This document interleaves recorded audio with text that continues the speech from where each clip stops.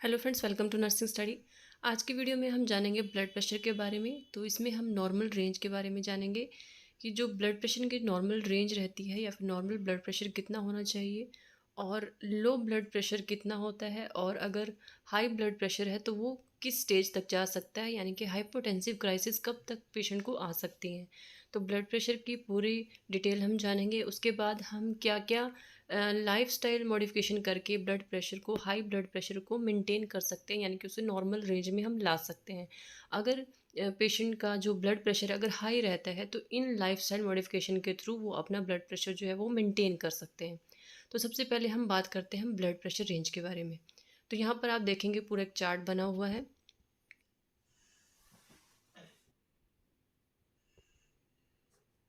तो सबसे पहले आप देखिए यहाँ पर चार्ट में ब्लड प्रेशर कैटेगरी। यहाँ पर ब्लड प्रेशर कैटेगरी में hypotension, normal blood pressure, pre hypotensive and high blood pressure, तो सभी कंडीशंस यहाँ पर लिखी हुई है। हाइपोटेंशन यानी कि जब ब्लड प्रेशर लो होता है, यानी कि कितना लो जा सकता है पेशेंट का, नॉर्मल ब्लड प्रेशर कितना रहेगा। प्री हाइपोटेंशन यानी कि जब ब्लड प्रेशर हाई होने लगता है, यानी कि जब स्टार्ट होता है ब्लड प्रेशर हाई होना, तो प्री हाइपरटेंशन स्टेज होती है। और हाई ब्लड प्रेशर की भी 3 स्टेजेस होती हैं। फर्स्ट स्टेज क्या होगा हमारा, हाई ब्लड प्रेशर स्टेज 1 होगा, उसके बाद स्टेज 2 होगा, और फिर जब स्टेज 2 से भी ज़्यादा हो जाता है तो वो कंडीशन आ जाती है, हाइपोटेंसिव क्राइसिस की कंडीशन आ जाती है, यानी कि पेशेंट को हॉस्पिटलाइज करना पड़ता है। सेकेंड लाइन में आप देखेंगे SBP यानी कि systolic blood pressure. Systolic blood pressure mmHg में होगा और कितने से कितने तक रह सकता है। और थर्ड कॉलम में आप देखेंगे DBP यानी कि डायस्टोलिक ब्लड प्रेशर mmHg में कितने से कितना रह सकता है हर एक कैटेगरी के अंदर। तो सबसे पहले हम बात करते हैं हाइपोटेंशन के बारे में, यानी कि लो ब्लड प्रेशर कितना रह सकता है। सिस्टोलिक और डायस्टोलिक प्रेशर जो है लो कितना रह सकता है। तो सबसे पहले बात करते हैं हम हाइपोटेंशन। और सिस्टोलिक ब्लड प्रेशर जो है वो रह सकता है 90 से कम रह सकता है, यानी कि 90 लेस देन 90 रह सकता है। 90 mmHg, लेस देन 90 mmHg। और डायस्टोलिक रह सकता है 60 से भी कम रह सकता है, 60 mmHg। तो जब भी आप हाइपोटेंशन की कंडीशन में जब भी पेशेंट होता है तो उनका ब्लड प्रेशर जो है बिल्कुल लो होगा, यानी कि 90 से कम हो सकता है सिस्टोलिक, और डायस्टोलिक जो है वो 60 से कम हो सकता है। नेक्स्ट आता है नॉर्मल ब्लड प्रेशर।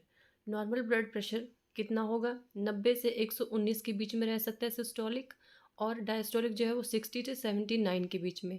ठीक है, यानी कि सिस्टोलिक ब्लड प्रेशर रहेगा 90 टू 119, और डायस्टोलिक रह सकता है 60 टू 79 के बीच में।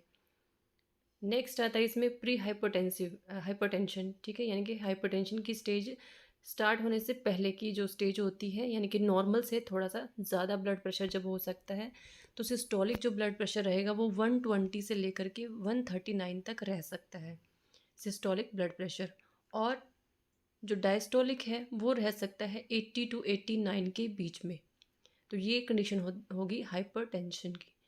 नेक्स्ट आता है high blood pressure stage 1। High blood pressure जब स्टार्ट होता है, ठीक है, स्टेज 1 जब आती है, तब सिस्टोलिक ब्लड प्रेशर जो है 140 या फिर 159 के बीच में रह सकता है, स्टेज 1 हाई ब्लड प्रेशर की। और डायस्टोलिक भी हाई हो जाएगा, तो डायस्टोलिक ब्लड प्रेशर जो होगा वो 90 से 99 mmHg रह सकता है। नेक्स्ट आता है stage 2। High blood pressure stage 2 जो है उसमें सिस्टोलिक ब्लड प्रेशर हो सकता है 160 टू 179 के बीच में रह सकता है, और डायस्टोलिक जो है वो 100 से 109 के बीच में डायस्टोलिक ब्लड प्रेशर रह सकता है। और हाइपरटेंसिव क्राइसिस यानी कि जब पेशेंट का ब्लड प्रेशर कंट्रोल नहीं होता है और उनको हॉस्पिटलाइज होना ही पड़ता है, यानी कि आउट ऑफ कंट्रोल हो जाता है ब्लड प्रेशर, और उनको उस टाइम पर इमीडिएट केयर की ज़रूरत होती है, इमीडिएट हॉस्पिटलाइज करना पड़ता है पेशेंट को। और ये कंडीशन कब आती है, जब उनका सिस्टोलिक ब्लड प्रेशर जो है 180 या फिर उससे ज़्यादा हो जाता है, और डायस्टोलिक प्रेशर भी 110 से ज़्यादा हो जाता है, तो हाइपरटेंसिव क्राइसिस पेशेंट को आ जाती है। तो ये थी सारी हमारी ब्लड प्रेशर की कैटेगरीज की कौन कौन सी होती हैं। Hypotension, normal, pre hypertension, high blood pressure stage 1, stage 2 and hypertensive crisis. Next हम बात करते हैं लाइफस्टाइल मॉडिफिकेशन करके हम हाई ब्लड प्रेशर को कैसे मेंटेन कर सकते हैं। तो यहाँ पर देखिए क्या क्या मॉडिफिकेशन कर सकते हैं। तो इसको भी 3 कॉलम में डिवाइड किया गया है। ठीक है, लाइफस्टाइल कि कैसे कैसे आप कर सकते हैं, कौन से मेथड के थ्रू कर सकते हैं, और रिकमेंडेशन कि क्या आप उसमें कम करने की वजह से हो सकता है, और अप्रॉक्सीमेटली आप कितना ब्लड प्रेशर जो है वो कम कर रहे हैं। तो सबसे पहले आप येलो लाइन में देखिए। सबसे पहले मॉडिफिकेशन क्या हो सकता है, वेट लॉस। यानी कि अगर पेशेंट का हाइपरटेंशन की कंडीशन है पेशेंट को, और उनका वेट भी ज़्यादा है, तो हाइपरटेंशन की कंडीशन जो है वो ज़्यादा रहती है पेशेंट्स को। तो अगर वो अपना वेट कम करते हैं, यहाँ पर देखेंगे रिकमेंडेशन में क्या लिखा हुआ है, maintain the normal body weight.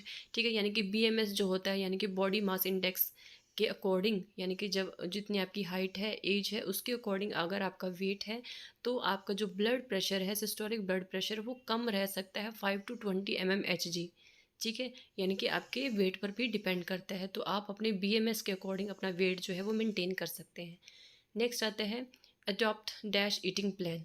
ठीक है, एक ईटिंग प्लान होता है, यानी कि इसमें रिकमेंडेशन में लिखा हुआ है, consume a diet rich in fruit vegetables low fat dietary products with a reduce content of saturated and total fat. ठीक है, अगर अपनी आप डाइट एक मेंटेन डाइट लेते हैं, ठीक है, यानी कि जिसमें फ्रूट्स मेंटेन डाइट के अंदर, यानी कि कितने आपकी डेली रिक्वायरमेंट होती है उसके अकॉर्डिंग ये फ्रूट वेजिटेबल्स और डायरी जो प्रोडक्ट होते हैं जैसे दूध दही पनीर है, उसमें क्या है, सेचूरेटेड फैट जो है वो कम होना चाहिए। वो डाइट आप ले सकते हैं, जिससे जो सिस्टोलिक ब्लड प्रेशर वो 8 से 14 mmHg जो है वो कम किया जा सकता है। नेक्स्ट आता है dietary sodium reduction. Reduce dietary sodium intake no more than 100 ml per day. यानी कि अगर आप अपना डाइट्री सोडियम जो आप अपने डाइट में ले रहे हैं उसको भी अगर आप कम कर लेते हैं, तो उससे भी आपका 2 to 8 mmHg जो है ब्लड प्रेशर वो कम हो सकता है। नेक्स्ट आता है इसमें फिजिकल एक्टिविटी। फिजिकल एक्टिविटी यानी कि जब आप अपनी बॉडी को किसी वर्कआउट में लगाते हैं, ठीक है, जिससे क्या होगा, स्वेटिंग होगी, और जिससे आपका वेट भी लूज़ होगा, और आपकी जो ब्लड प्रेशर की जो हाई ब्लड प्रेशर की जो प्रॉब्लम है उसको भी कम किया जा सकता है। कैसे कर सकते हैं, engage in the regular aerobic physical activity such as the brisk walk at least 30 minute per day and most day of the week. यानी कि अगर आप एरोबिक फिजिकल एक्टिविटीज़ लेते हैं, ठीक है, योगा करते हैं या फिर ब्रिस्क वॉक कर सकते हैं, तो ये भी बहुत ही अच्छा मेथड होता है, फिजिकल एक्टिविटी होती है। और पर डे एटलीस्ट आपको 30 मिनट करनी चाहिए, जिससे आपकी 4 to 9 mmHg जो है ब्लड प्रेशर कम हो सकता है। नेक्स्ट आता है, लास्ट आता है इसमें moderation of the alcohol consumption. यानी कि अगर आप अल्कोहल लेते हैं, अल्कोहल कंजम्पशन करते हैं, तो उसको भी आप कम करने से भी आप ब्लड प्रेशर को मेंटेन कर सकते हैं। तो यहाँ पे लिखा हुआ है, रिकमेंडेशन में लिखा हुआ है कि limit consumption to no more than 2 drinks. यानी कि अगर आप अल्कोहल ले रहे हैं तो 2 ड्रिंक से ज़्यादा आप ना लें, तो इससे भी आप 2 से 4 mmHg ब्लड प्रेशर जो है वो कम कर सकते हैं। तो ये अगर ये लाइफस्टाइल मॉडिफिकेशन आप अपनी डेली रूटीन में मेंटेन करते हैं, तो आप अपने हाई ब्लड प्रेशर को मेंटेन कर सकते हैं, हाई ब्लड प्रेशर को कम कर सकते हैं। तो यहाँ पर आपने अपना ब्लड प्रेशर भी आप चेक कर लीजिए, आप किस स्टेज पर है, नॉर्मल में है, हाइपोटेंशन में है, या फिर हाई ब्लड प्रेशर स्टेज 1 में है, 2 में है, या फिर हाइपरटेंसिव क्राइसिस में है, और किन लाइफस्टाइल के थ्रू आप इन्हें मेंटेन कर सकते हैं। तो ये था हमारा आज का पूरा टॉपिक। आज की वीडियो में इतना ही। आई होप ये वीडियो आपके लिए हेल्पफुल रहेगा। Thank you for watching.